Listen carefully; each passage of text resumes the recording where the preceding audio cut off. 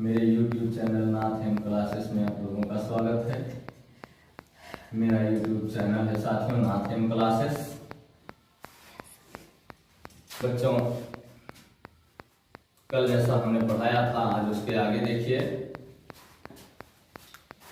आज मान लीजिए पहला सवाल है आपका, ये होता है बच्चों, मान लीजिए 7x + 4 = 2x + 9। ठीक बच्चों, दोनों तरफ चर पद हो, दोनों तरफ अचर पद हो, तब हम क्या करते हैं बच्चों, चर पद को इस तरफ ले लेते हैं और अचर पद को इस तरफ ले लेते हैं। ठीक है, हमको यक्स का मान अचर पद में चाहिए। जब भी आप बीजगणित हल करेंगे तो आपको चर पद का मान अचर पद में लेना होगा। आइए देखते हैं, ये है 7x माइनस, चलिए 7x - 2x = 9 - 4। हम अब जोड़ने घटाने पर ना लिख करके बल्कि सीधे सीधे सवाल को हल करेंगे बच्चों। 7x में से 2x गया 5x = 9 में से 4 गया 5, x = 5/5। ये गुणा है इधर आएगा, बटे हो जाएगा, x = 5 में 5 से भाग देंगे 1 होगा बच्चों। इस पर फिर से गौर करेंगे बच्चों, 7x और इधर +2x है, इस तरफ लेंगे माइनस होगा बच्चों, ये प्लस था इस तरफ आया माइनस हो गया। लेकिन बच्चों एक चीज गौर करना होगा, जो पद इस तरफ पहले से मौजूद है उसको हम पहले लिखेंगे और जो पद इस तरफ पहले से मौजूद है उसको हम पहले लिखेंगे। ऐसा नहीं कि जैसा मान लीजिए दूसरे सवाल में मैं आपको दिखा दूं,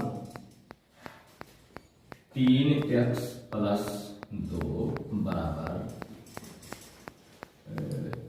4x + 5।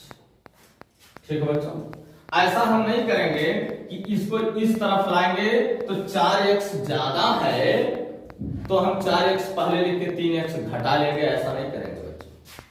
बस समझ में आ रहा है?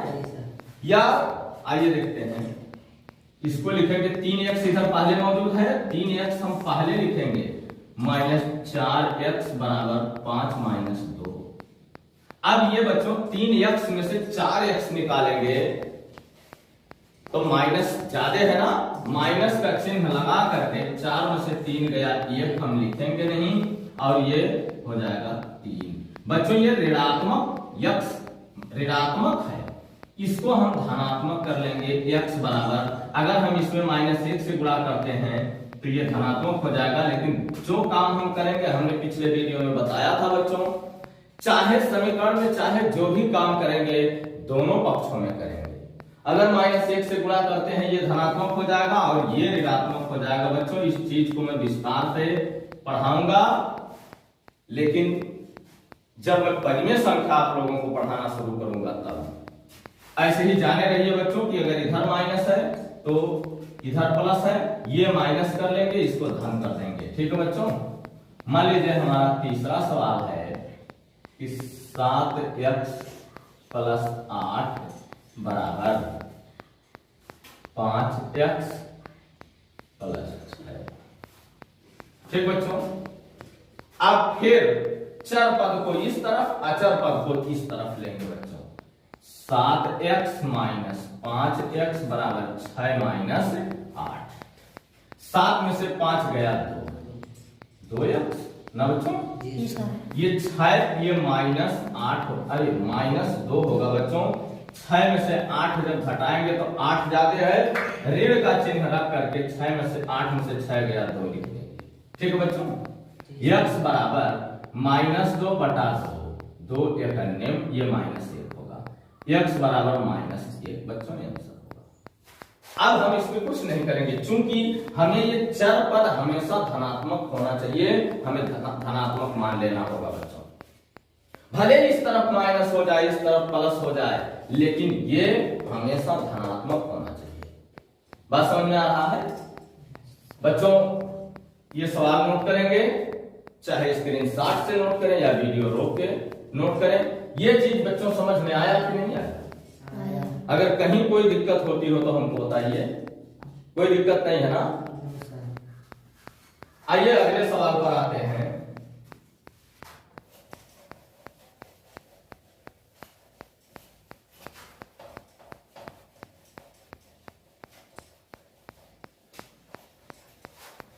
इसमें अगर घात लगाएंगे बच्चों तो आप लोगों के लिए थोड़ा भारी पड़ेगा। पढ़ाया जाएगा कि मान लीजिए एक्स स्क्वायर का मान आ गया तो क्या करेंगे बच्चों, वो भी पढ़ाया जाएगा, लेकिन थोड़ा इंतजार करना होगा। जान लीजिएगा बच्चों कि अब ये जो वीडियो हम चला रहे हैं बीजगणित का, ये कुछ ही यानी आज और कल में इसको हम बंद करेंगे। अंक गणित पढ़ाने का काम शुरू करेंगे बच्चों। चूंकि अंक गणित के लिए बहुत से लोग कह रहे हैं कि सर अंक गणित पढ़ाइए थोड़ा सा। अंक गणित में बच्चों शुरू किया जाएगा विभाज्यता से। विभाज्यता पढ़ाने के बाद बच्चों हम पढ़ाएंगे, तो बच्चों मैं लासा वासा पढ़ाऊंगा, उसके बाद भिन्न पढ़ाऊंगा, भिन्न के बाद प्रतिशत, इसके बाद प्रतिशत के बाद फिर बच्चों रेखा गणित पढ़ाऊंगा। रेखा गणित अभी हमने कुछ भी नहीं बताया है, सिर्फ परिभाषा आपको बताया है कि रेखा गणित की क्या परिभाषा होती है। हमने वादा किया था बीजगणित के बाद रेखा गणित पढ़ाने का, लेकिन कुछ लोग कह रहे हैं अंक गणित में हमारे बच्चे काफी कमजोर हैं, इसके लिए बच्चों अंक गणित पढ़ाने का काम किया जाएगा। अंक गणित पर आप लोग ध्यान देंगे, उसके बाद रेखा गणित पढ़ाऊंगा, फिर उसके बाद किताबें पढ़ाना शुरू करूंगा क्लास वाइज। 2 दिन कक्षा 6, 2 दिन कक्षा 7, 2 दिन कक्षा 8, यानी जैसा जैसा हमने पढ़ाया है बस उसी अनुसार पढ़ाऊंगा बच्चों। आइए देखते हैं अगले सवाल को। मान लीजिए हमको चौथा सवाल लगाना है बच्चों। 7m + 9 बराबर 6m + 11। ये तो आसान है बच्चों, इसको इस तरफ कर लेंगे। 7m - 6m बराबर 11 - 9। ये हो जाएगा बच्चों m बराबर 2 ना जी। देखिए ये आसान है, ठीक है बच्चों। आइए देखते हैं 5वां सवाल। इसमें भी बच्चों होता है पक्षांतर करने पर लिखा जाता है, लेकिन बहुत जरूरी मैं नहीं समझता हूं। आप ऐसे ही लगा देंगे सीधा सीधा तो कोई दिक्कत नहीं होगा बच्चों, ठीक है। आइए अब देखते हैं। मान लीजिए हमको लगाना है 3b + 11 बराबर 6b + 19 ना करके क्या कर दूं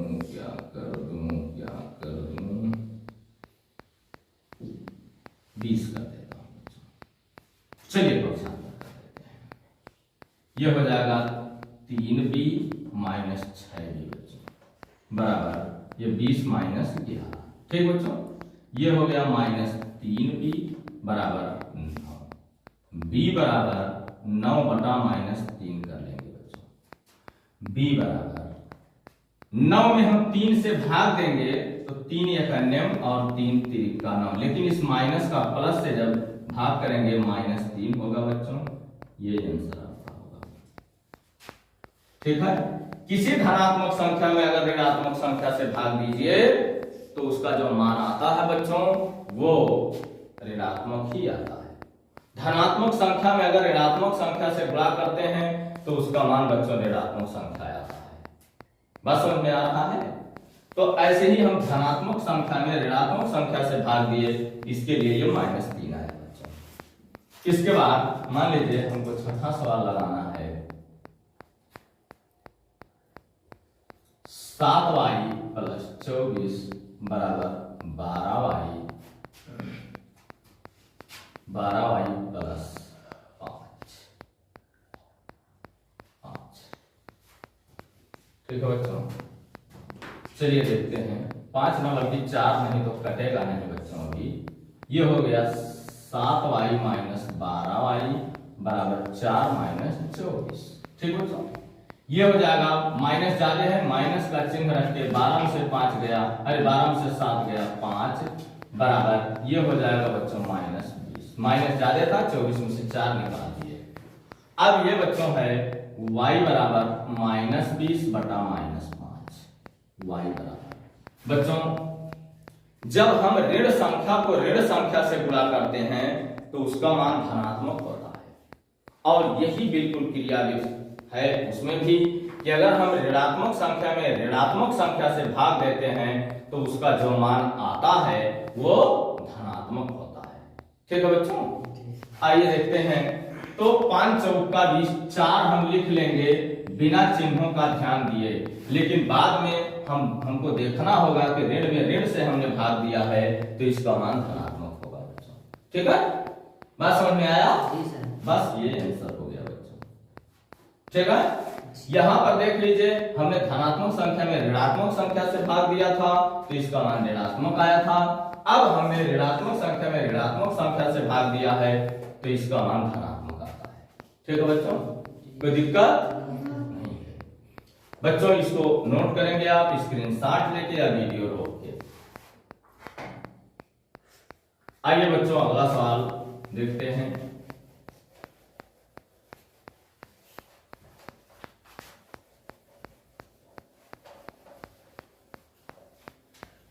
मान लीजिए बच्चों हमारा सवाल, हाँ ये चीज गौर करेंगे बच्चों, वीडियो को बार बार देखते रहेंगे नहीं तो बच्चों भूलता है, ये गणित है। हमने पिछले वीडियो में कहा था कि बच्चों जो चीज चाहे जो चीज हो, केवल गणित की ही बात नहीं करता हूं, चाहे जो भी विषय हो बच्चों, अगर आप एक बार रट करके उसको छोड़ देते हैं तो संभवतः वो भूलना शुरू हो जाता है। इसलिए बच्चों वीडियो को या जो आप पेज रखे हुए हैं लिख करके उसको फिर से रिपीट कर लेंगे, या तो वीडियो को रिवर्स करके या फिर से शुरू से देखा करेंगे, जिससे भूला हुआ चीज आपको फिर से याद आ जाए बच्चों। आइए देखते हैं इसके बाद 7वां सवाल देखते हैं बच्चों। तो मान लीजिए 3x माइनस 8 बराबर 2x प्लस,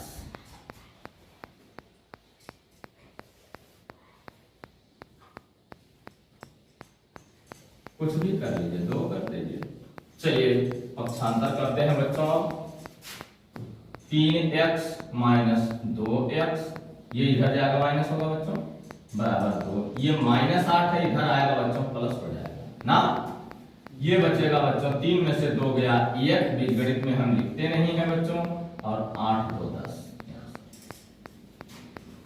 बस समझ में आया बच्चों, ये माइनस था इधर आया प्लस हो गया। लेकिन बच्चों चाहे माइनस हो या प्लस हो, जो पद जिस पक्ष में पहले से मौजूद हो वह पद उस पक्ष में सर्वप्रथम रहेगा, ये आप लोग ध्यान में रखेंगे। आइए 8वां सवाल देखते हैं बच्चों। 7x माइनस 12 बराबर 15x और प्लस 4। ठीक बच्चों, पक्षांतर करेंगे। ये 7x माइनस 15x होगा बच्चों, ये 4 प्लस 12। 4 यहाँ पहले से था बच्चों, देख लीजिए कभी भी ये भूल नहीं करेंगे कि 7 में से अभी 15 नहीं निकलेगा, लाओ 15 इधर करके माइनस 7 कर लूं बच्चों, आपका आंसर करते ही गलत हो जाएगा। इसलिए जो पहले से मौजूद है उसे हमें पहले रखना होगा। मैं बार बार आप लोगों को ये बात बता रहा हूं। आइए बच्चों देखते हैं, ये माइनस जाते हैं, माइनस का चिन्ह रख के 15 में से 7 गया, 8x लिखेंगे बराबर 12 4 16। x बराबर बच्चों 16 बटा माइनस 8। x बराबर हमें धनात्मक संख्या में ऋणात्मक संख्या से भाग करना है बच्चों, तो बताइए मान क्या आएगा, धनात्मक या ऋणात्मक? ऋणात्मक आएगा ना बच्चों, तो हम पहले ऋण का चिन्ह लगा लेंगे, 8 का भाग 16 में करेंगे, 8 गुना 16, x बराबर माइनस 2 आंसर होगा बच्चों। कहीं कोई दिक्कत हो तो हमको आप लोग बताते रहेंगे कि यहाँ सर देख दिक्कत हो रहा है कोई दिक्कत नहीं ना। ये 9वां सवाल है। 5m प्लस 11 बराबर 6m माइनस 4। इस तरफ हमने माइनस कर दिया बच्चों, है ना। चलिए पक्षांतर करते हैं। 5m माइनस 6m बराबर माइनस 4 माइनस 11, है ना बच्चों। इधर ऋणात्मक है ना, ज्यादा ऋणात्मक संख्या ज्यादा है। हम ऋण का चिन्ह रख के 6 में से 5 निकाल लेंगे बच्चों, एक बचेगा जो हम बीजगणित में लिखते नहीं हैं। और ये दोनों माइनस है बच्चों, माइनस 4 और माइनस 11 मिलकर माइनस 15 होंगे। ठीक है बच्चों, माइनस 15। ये दोनों पक्ष ऋणात्मक हैं ना, दोनों पक्ष ऋणात्मक हैं। इसको हम सीधा सीधा धनात्मक लिख लेंगे। लेकिन याद रहे बच्चों, अगर दोनों पक्ष ऋणात्मक है तभी हम लिख सकेंगे, अन्यथा नहीं। तो इसको हम लिख लेंगे m बराबर 15। जैसा कि बच्चों आप लोग देखे होंगे, जब कक्षा 5 में आप लोग गणित पढ़े थे तो कहीं 0.1 था बटा 0.80। अगर ऐसा होता है बच्चों तो हम इसको 16/80 लिखा करते थे ना, ऐसा हम लिखा करते थे। जबकि दोनों अंश हर में 100 से गुणा करने पर लिखना चाहिए, लेकिन हम ना लिख करके भी सीधा सीधा लिख सकते हैं बच्चों। इसको काट देते हैं, 16 1/5 आंसर हो गया, 16 5 80, ये हो गया 1/5। ऐसा हम लिखा करते हैं ना बच्चों। इसमें भी दोनों पक्षों में -1 से गुणा करने पर लिखना चाहिए, लेकिन अगर ना भी लिखेंगे तो भी इसको कोई गलत नहीं कर देगा बच्चों। यहाँ पर हम लिख सकते हैं कि दोनों पक्षों में, बात समझ में आ रहा है बच्चों, दोनों पक्षों में -1 से गुणा करना, हमको ये लिखना चाहिए। लेकिन अगर नहीं भी लिखेंगे बच्चों तो कोई दिक्कत नहीं है। इसको कोई भी आपके सवाल को इसे गलत नहीं करेगा बच्चों, ठीक है। अगर लिख देते हैं तो बहुत ही बेहतर है, नहीं लिखते हैं अगर तो भी चलेगा। बात समझ में आ रहा ना जी सर। आइए बच्चों अगला सवाल देखते हैं, 10वां सवाल। 6b ना लिखें, 6 और b एक सेम हो जाता है। c -12 बराबर 12c -26। यहां बच्चों हम 11 13।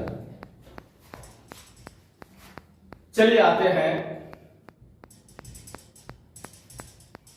ये अभी पक्षांतर करने में दिक्कत होगा बच्चों, इसको फिर से मैं बना देता हूं।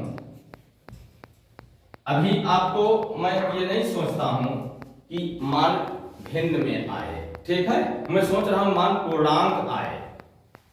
आइए देखते हैं बच्चों, -8 बराबर 13c